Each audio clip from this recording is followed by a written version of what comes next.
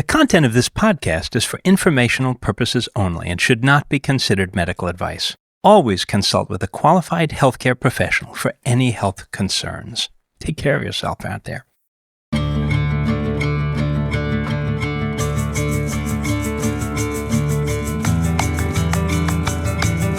Welcome to Unraveling. This is a podcast that sees the world through the lens of mental health. I'm Mary Wilson, a journalist. And I'm Kurt White, a social worker and psychotherapist. And actually, when I think about myself professionally, I'm also a bit of a group therapist.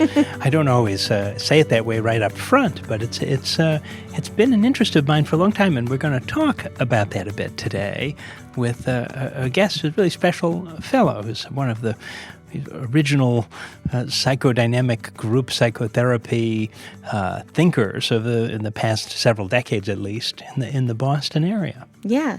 Kurt, I know you've mentioned to me before that you have a long history of being a group therapist.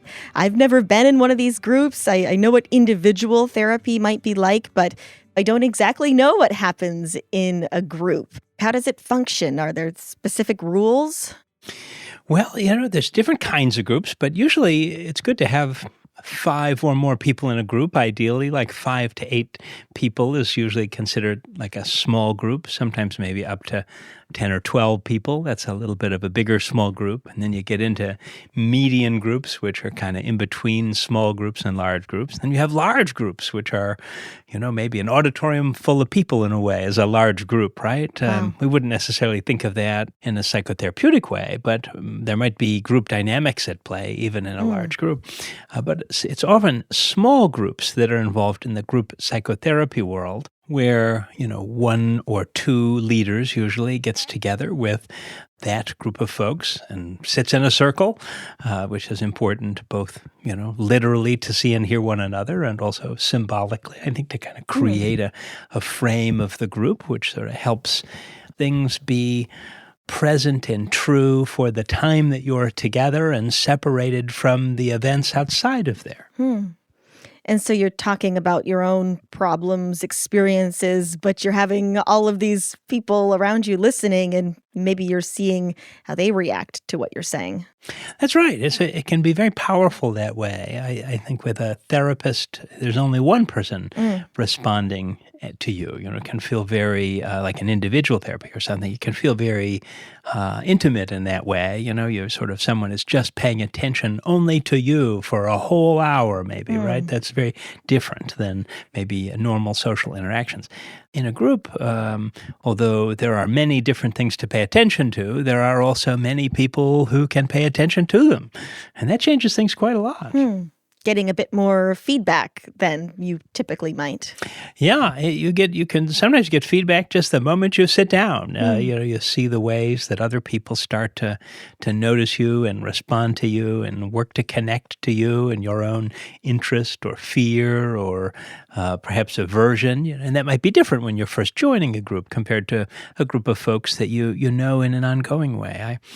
I'm a group therapists do some funny things, because you can get together in groups fairly easily. So at our conferences, we do this actually. We get together and and it's not exactly psychotherapy, but it has a lot of things in common with it, where a leader will facilitate a group of folks for a day or 2 days or something like that, and we'll be members of a group again for that period of time, and then learn about ourselves in doing that and learn about what groups are like by doing that. So we can sort of get a hold of it in this experiential way. Wow. It sounds like a transformative experience.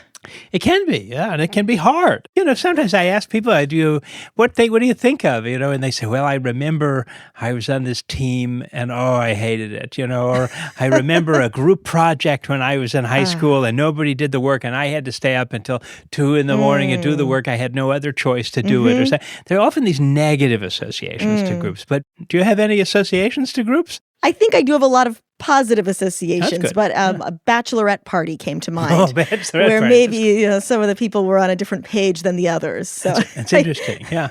And sometimes I teach group at Smith College School for Social Work and have for 16 years, I guess. And One of the first assignments in the first year group course used to be to describe the roles that in some group that you were just in naturally, like not a therapy group, just describe the roles. And people say, what do you mean? I say, well, like, I don't know, if you were in that group of people that was doing work together and you were the one that stayed up till till 4 a.m. doing it, no one else did the work, what was that role like, and how did you get into it? How did you volunteer for it? Why are you in this, right? If you're at a bachelorette party and the things that happen there, you're alluding to something. I can hear it. I don't know if you want to share it or not, but it's people behave differently in groups, right? You start to see it right away. Yeah, definitely. Even family members, right? A group of siblings. There's one who's the comedian and one's the peacemaker and one's the stickler. You for got the it rules. already. Yeah. Exactly. Just like that, And where did we get those roles? How did we volunteer for those? And why are we doing it? And what does it say about us that we're doing? What problem are we trying to solve? How are we showing up in the world when we join a group, right? And so there's this sort of idea that that the small group is a microcosm of the whole world that we live in. And so if we're showing up with this role in group, it probably means something about the way that we show up in all of the rest of our life. And so however we want to work with that in a group, it shows up. That's so interesting. And I'm curious, what's the role of the therapist in that group setting? That's a good question. I mean, the therapist holds it all together, I think. The therapist has the job of paying attention to all of the individuals and keeping them in mind, as well as the group as a whole and how it's coming together, how it's working, its history, and trying to also think about the different pairings and subgroupings that happen in the group. But a lot of the work is internal, actually. I think that the group therapist is paying attention to what's happening in the group so that they can facilitate the group's work. Maybe most group therapists would think about the group itself as the healing entity in a group psychotherapy environment, that what you want to get to is a cohesive group. And once that group cohesion happens, people start to improve in their symptoms, whatever brought them to the group. If it's a task group, like even in a non-therapy setting, a cohesive group will be accomplishing its task very well.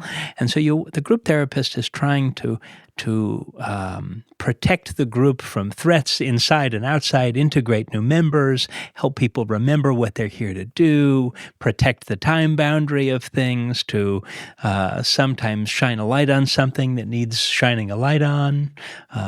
For example, when someone has been brave in a group by taking a risk, which might be different for each member, something like that. So the group leader has a complicated set of, including tracking all of the different complicated things that happen in a group. Wow, that's a lot to keep tabs on.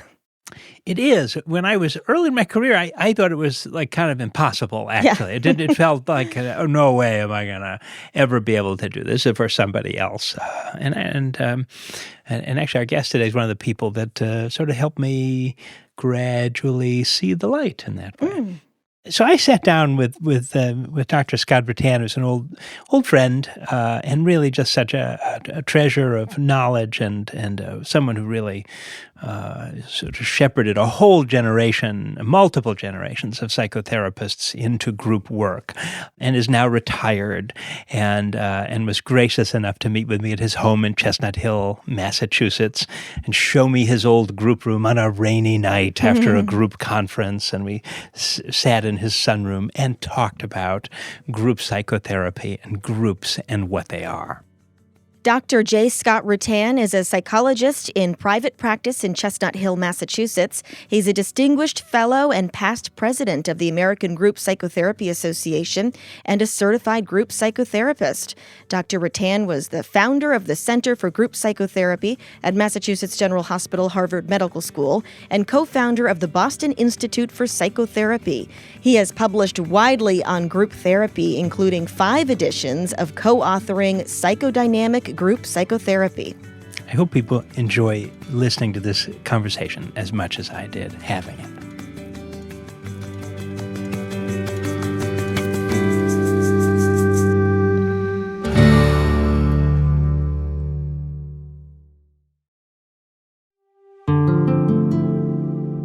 Hi, Hi, Mary cutting in to thank you for listening and to ask that you please give us a good review and share with a friend if you're enjoying what you're hearing. And we're also interested in hearing from you. If you have thoughts, feedback, suggestions for further topics that we might discuss, or anything you'd like to share, you can call us and leave a message at 1-802-258-POD3. That's 802-258-POD3, or send us an email or a voice memo at unravel, UNRAVEL, at brattlebororetreat.org. Unravel at brattlebororetreat.org. We'll put that also in the show notes. Back to the show.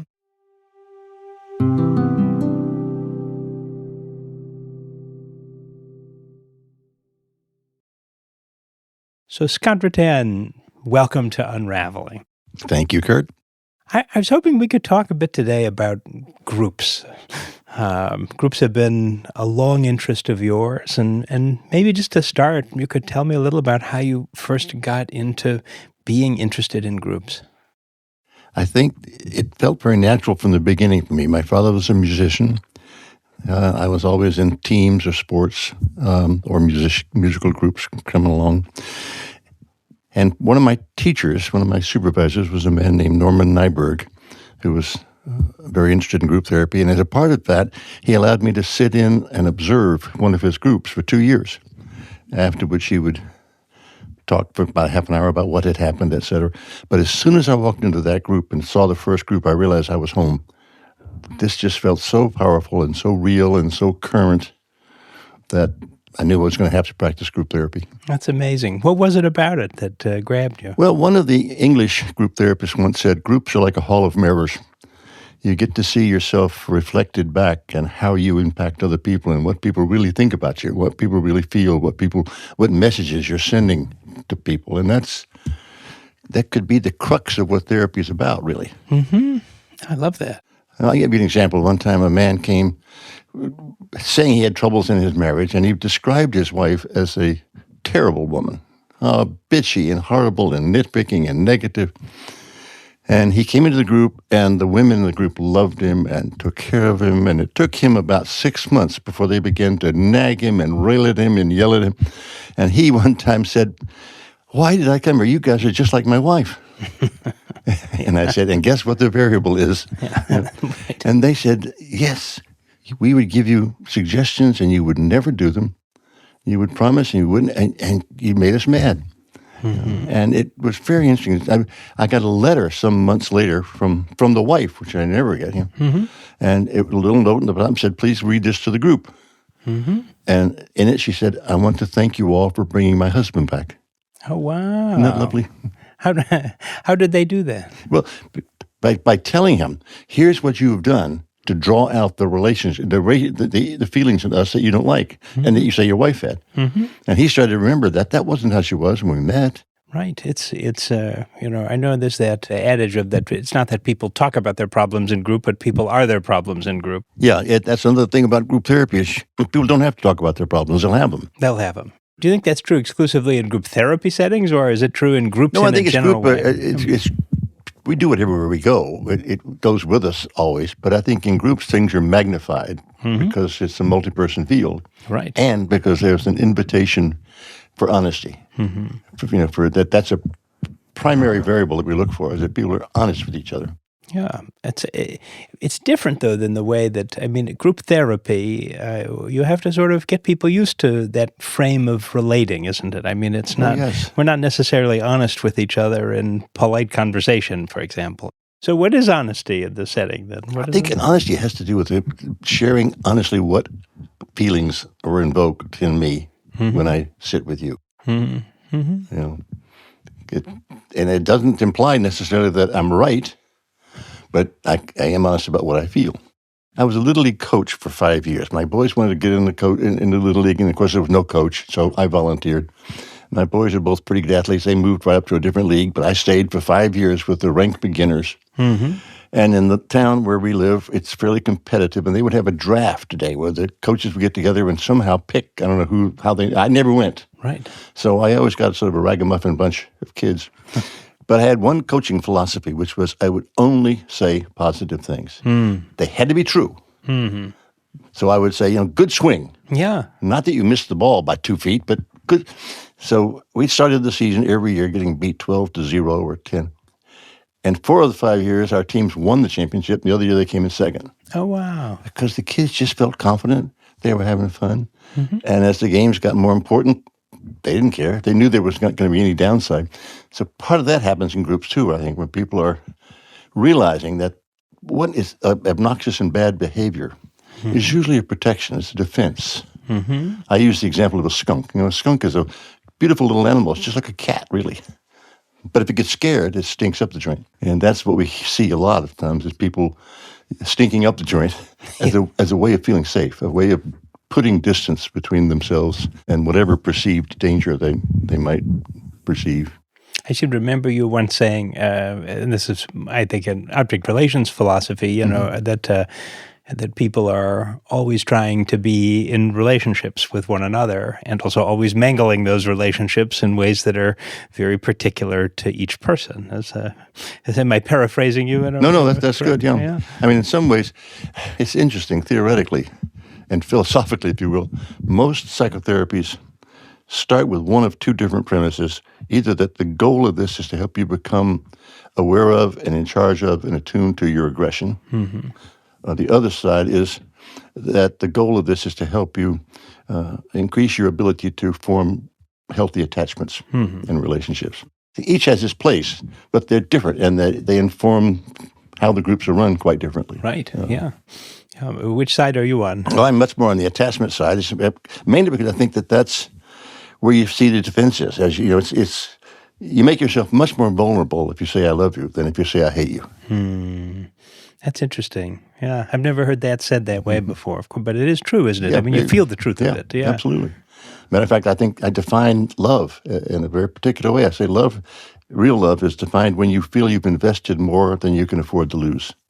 People will feel it, for example, when their dog dies. Thinking, I'm never going to get another. I can't tolerate that much pain, or when a child does. Yeah.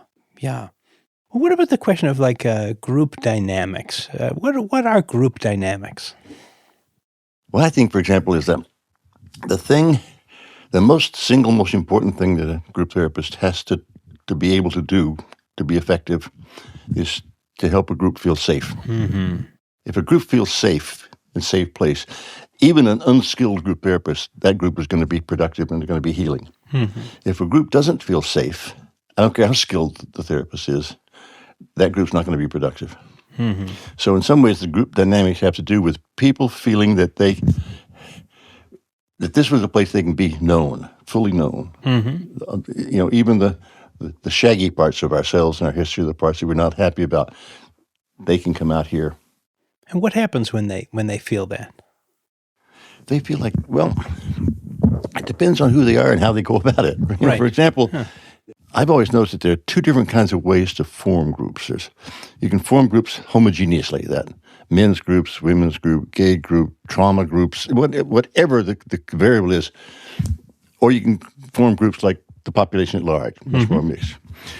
Well, the homogeneously formed groups start right off much faster. It feels so good to be with people who understand, et cetera, et cetera. I feel so isolated in other places. I feel accepted here. The people in the other groups, the more miscellaneously formed, will sort of say, why did he put me here? Right. What do I have in common with these people? Right. But interestingly, as the groups begin to mature, the first group, the homogeneous groups, begin to think, we share an awful lot in common, but we're quite different underneath. Right. The other group starts to feel like, as different as we are, underneath we're all the same. Yeah. So it's just a different way that the dynamics form depending on how the group is originally defined. Yeah. As I'm listening to you, I'm coming from running a group all day long at the Northeastern Society for Group Psychotherapy, and in the didactic portion at the end, I realized I said much the same thing to them, that actually that my goal in the group is to make people feel safe enough to express whatever is needed, to get whatever else out of the way so that can come out. To be really present, to be fully present. To be fully present, that's right. As much as you can be. We understand that that's rarely ever complete, but that's our goal, is to make it as complete as possible. That's right. And what comes out, it can be trauma and loss and joy and connection and all sorts of things that are authentic to. I mean, you never really know in groups, do you? It's you never know. That's more the excitement.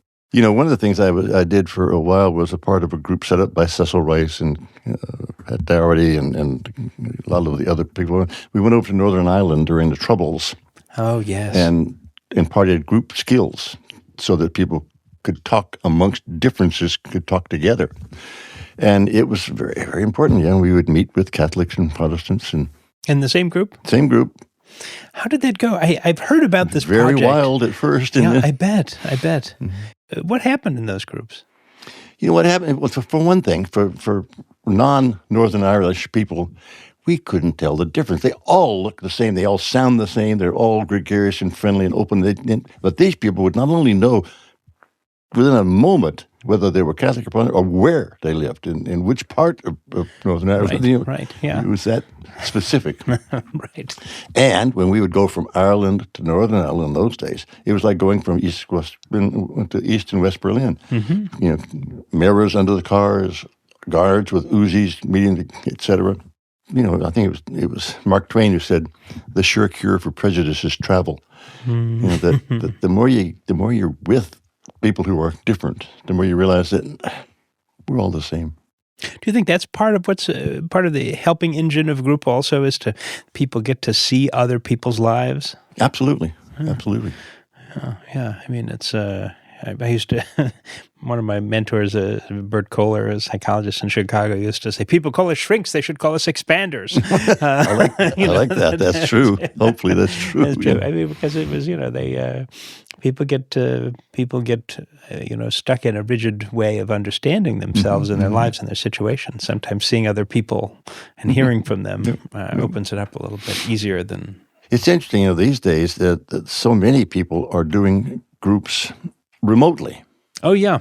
Which I understand is quite convenient, but I'm sorry, it's not the same when you're trying to deal with intimacy and trying to deal with relationships to have it go through a screen. Yeah.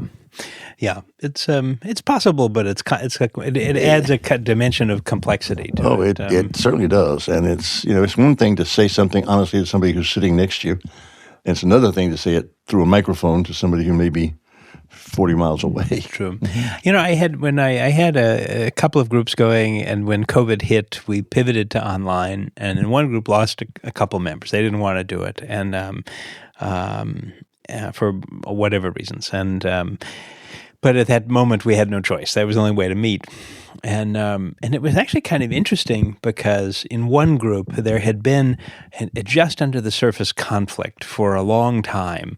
And I kept doing everything I could as a leader to sort of get this out in the open and talked about. And I tried this technique and that technique, and nothing was working. And it was a very stubborn group. But the moment we moved to online, then they weren't sitting next to each other. They fought like mad. And so it was a strange counterexample to it that occasionally, sometimes a little distance is good. Yeah, but then later, they couldn't wait to get back in person. I was going to say that it might speed up certain issues but it doesn't help people with the issue of having to deal with that in person in their lives. But we're herd animals. Yeah. We like to live in groups, basically. We are group people. That's right, really. Yeah, we're group people. People sometimes develop a style of living alone, but that's to protect them. That's because they feel like they need it. It's not because that's the natural state of things. Mm-hmm. I think that's very interesting because I think it's true that we are very group oriented as a culture. I mean, and I think Winnicott said that playing leads into group relationships. And playing is the sort of foundation of developing into relationships at all. So into group relationships, he said. Didn't talk a lot about groups, but he did say that. And I thought. We seem to be also a very individual culture where we don't talk as much about our groupness. And do you have thoughts about that or why that might be at this moment? Well, I mean, it's interesting. I think that we are herd animals to be true, but we also are prone to narcissism and individual focus, And so that's a balance that has to be struggled with all the time at all levels. Yeah. It's interesting that just talk philosophically for a while. There's another leap of faith that you have to start with, and it's not right or wrong, but that is, are people born evil or good? Right. Yeah. And that's whole philosophy is about that. In Christianity, if you have infant baptism, the assumption is that you're born sinful and you have to wash them off right away. If you have adult baptism, then you're okay. Right. But you'll get tainted along the way and need to be cleaned up again. Right. Judaism, there's the assumption everybody's going to go to heaven unless they screw it up along the way, all the different. So the same thing's true in psychotherapy, that if you start with one place, you have to deal with aggression much more. And if you start with the other place, you're dealing much more with attachment. For example, I remember that Melanie Klein, who was one of Freud's earliest students, and she commented one time, Freud said that personality was forged by age 6 years. And she said, that's wrong. It was forged by age 6 months. Yeah. So that the reason, what you have to do in therapy from her standpoint is to drive people back into that infantile psychosis. And the best way to do it was to not talk to them, not to deal with them, to be impersonal. That was the group as a whole. But I remember talking to a group analyst one time with a group as a whole analyst. Yeah. And said, when I'm doing, like Melanie Klein said, when I'm doing good analysis, sometimes I won't speak for 2 months. But when I do great analysis, I may not speak for 6 months. Because the goal is not a sadistic goal. The goal is to drive people, because it makes people crazy. Right. And in a group as a whole, people would never acknowledge individuals. They would only refer to the group, which drives people crazy. Right, yeah. So you were much more on the individual focus side of things. Yeah, I'm much more involved that there are real people here. When you start to understand that people are trying their best to be in a relationship, not out of it. So yeah. And this gets into the transference kind of issues that we bring the kind of imprints of others into our other relationships. So we don't really, it's a kind of interesting philosophical worldview, as you've said. We see, maybe when we see another person, we're not seeing them clearly. We're seeing them through the lens of our other experiences. Exactly. I think in some ways psychotherapy could be defined as trying to understand how our lenses were ground and where they're accurate and where they're not. I mean, to me, that's always been the gift of group, is that you get to, there's the opportunity to see other people as they actually are, rather than through the lens of prior experience. Absolutely. I mean, I found it just awe-inspiring over the years to watch people slowly get it. Yeah. And begin to, it was often talked about, how do you know when it's time to terminate? Yeah. When I say, I think of therapy as an educational process, not as a medical process. Right, yeah. And that it's just like university. You can go forever. You'll always learn something. Yeah. Right. But the issue is, when have I learned what I need to know in order to live life the way I'd like to be able to live it? And when you learn that, then our business. How do you know? Well, it's up to you. I think I measure a lot by what's the nature of your relationships. What's the nature of your friendships? What's the nature of your love? If that's at a level that you are happy with and accepting. Yeah. You talk about love more than a lot of other therapists. I like that. Why is that?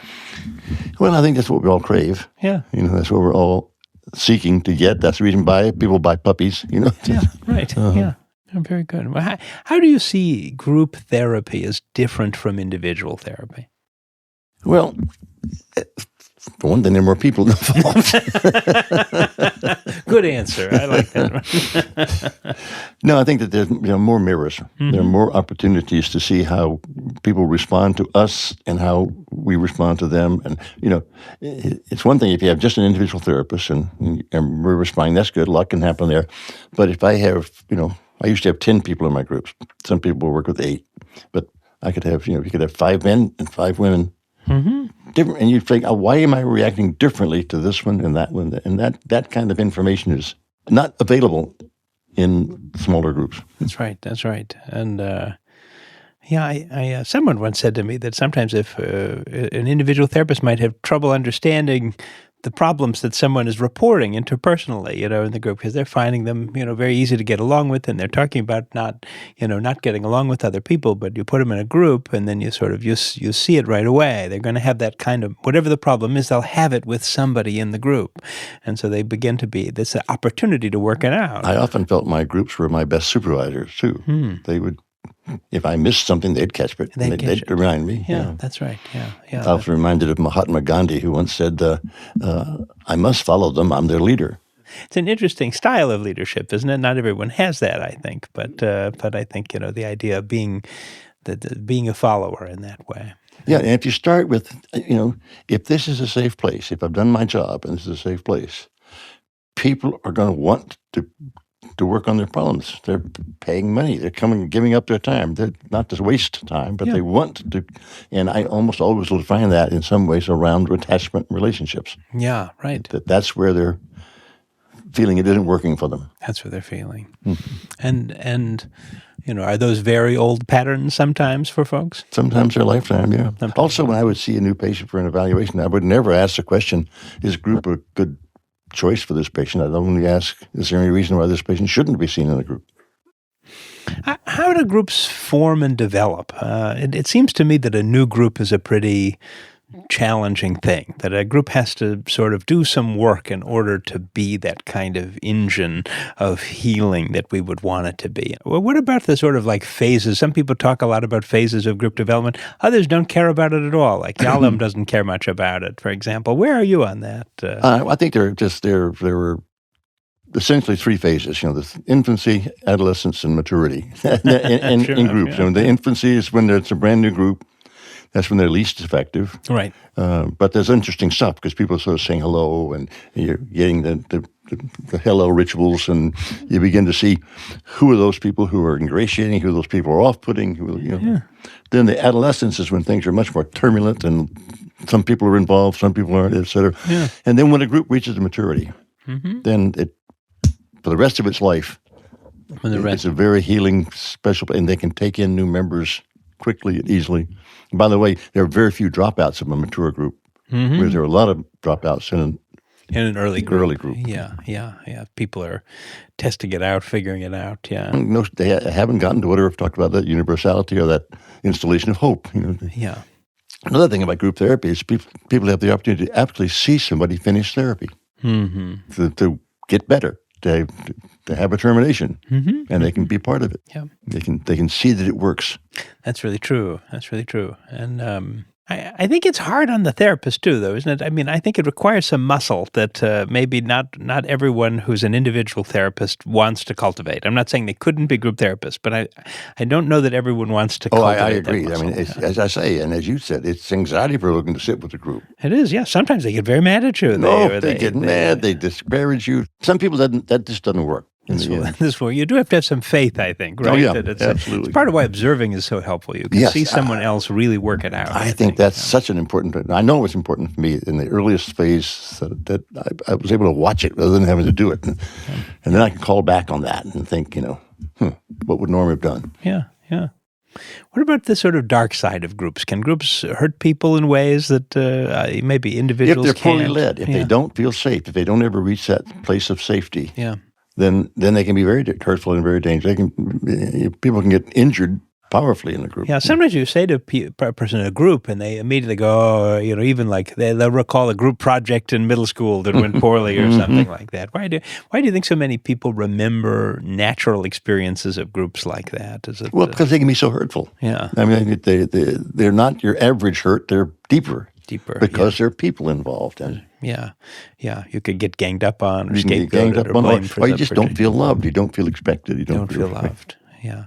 I don't know if you were there when in the group that I led at the General. I started because they did no group therapy at that program at all. I was the one who started it there. I was hired to do that.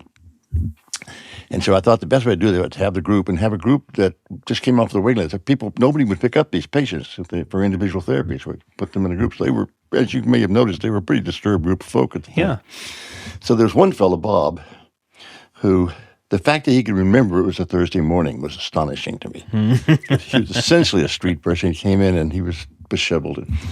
But he became regularly right there and interesting and nice man, liked him, but he had lots of issues.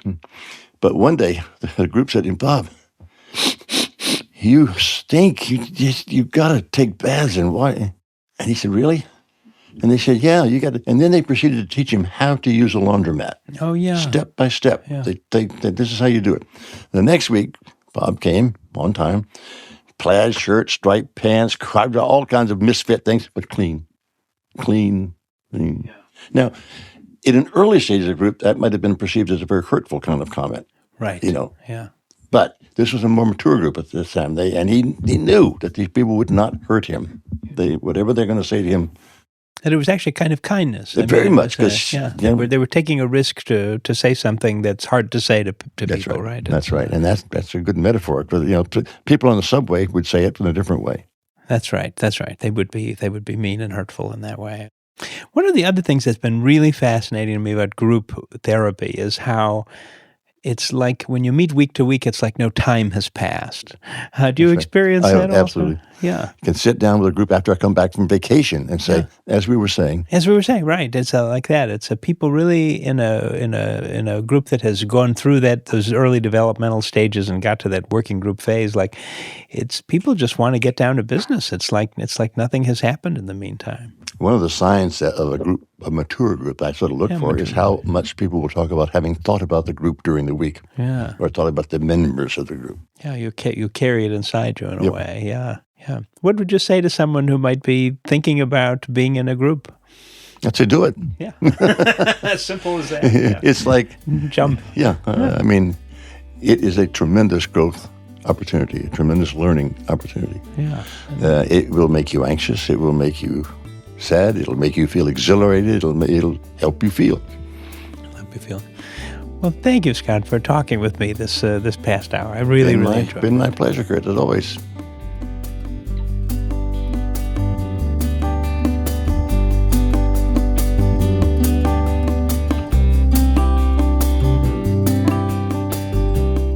So thank you again to Dr. Scott Rutan for that wonderful discussion and interview in his home. It was really lovely.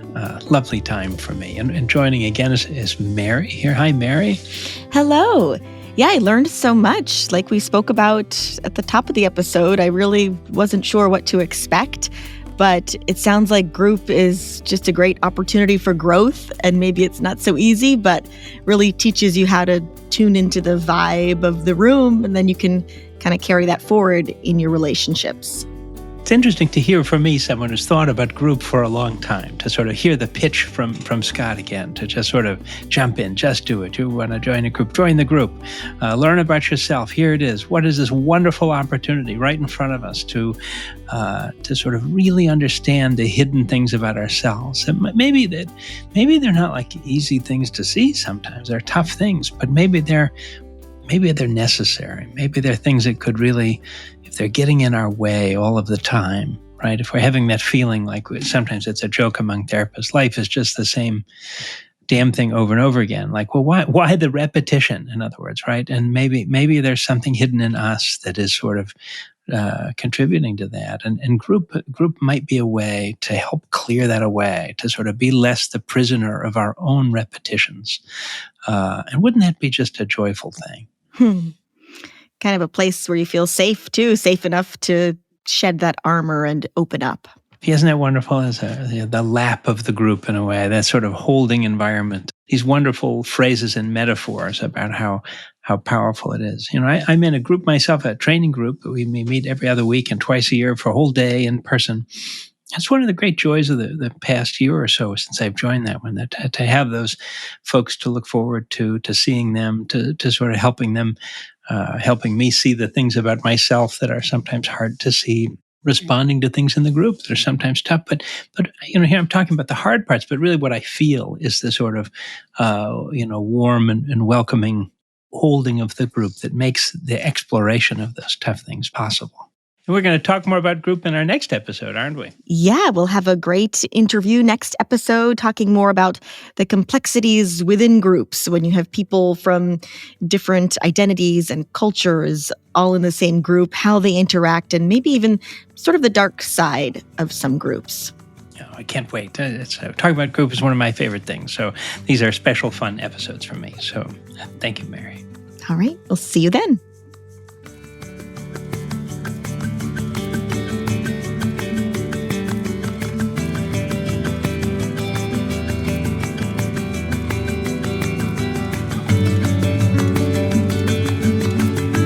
Unraveling is brought to you by Brattleboro Retreat.